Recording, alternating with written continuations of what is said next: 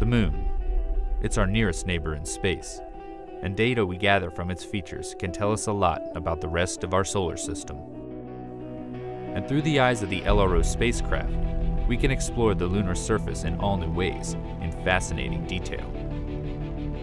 Our tour begins on the western border, where the near side of the Moon meets the far side. The enormous feature is a lunar crater, and it's known as the Oriental Basin.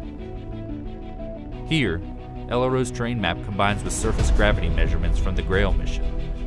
This data reveals structure in the lunar crust beneath the surface, giving us a window into the geologic features of the Moon's interior. Our next location receives little direct sunlight and has some of the coldest recorded temperatures in the solar system, the South Pole.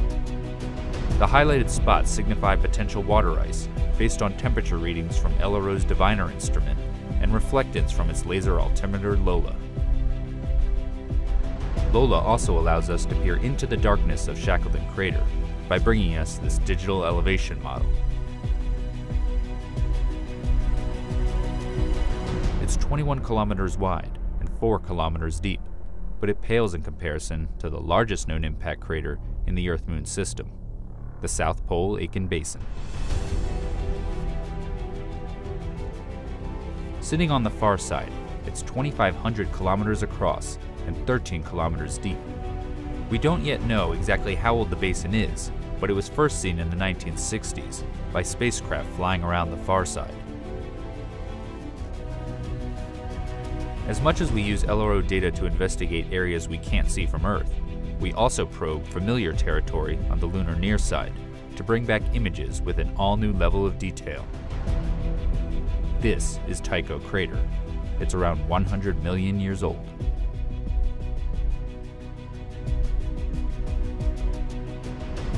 Here, the Lunar Reconnaissance Orbiter camera captures the central peak with a 100-meter wide boulder at the summit, the origins of which are still a mystery.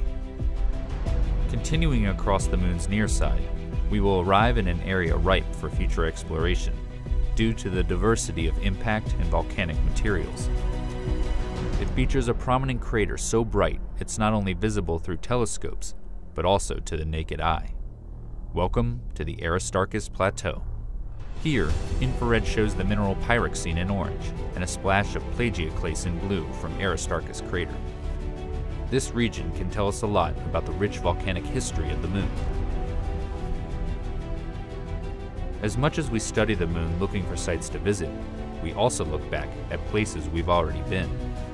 This is because the new data that LRO is gathering helps us reinterpret the geology of familiar places, giving scientists a better understanding of the sequence of events in early lunar history. Here, we descend to the Apollo 17 landing site in the Taurus-Littrow Valley, which is deeper than the Grand Canyon. The path the astronauts took over the course of 3 days is shown. The Lunar Reconnaissance Orbiter camera is even able to capture a view of the bottom half of the Apollo 17 lunar lander, which still sits on the surface, as well as the rover vehicle. These images help preserve our accomplishment of human exploration on the Moon's surface. Moving onward, we make our way to our final destination. This location contains regions that exist in permanent shadow, as well as ones that bask in nearly perpetual light. It's the North Pole. Detailed terrain measurements by LOLA allow scientists to model sunlight and shadow at the poles over decades and centuries. Sunlit peaks and crater rims here may be ideal locations for generating solar power for future expeditions to the Moon. This updated visualization of the lunar landscape stands as a testament to the functionality and abilities of the Lunar Reconnaissance Orbiter spacecraft.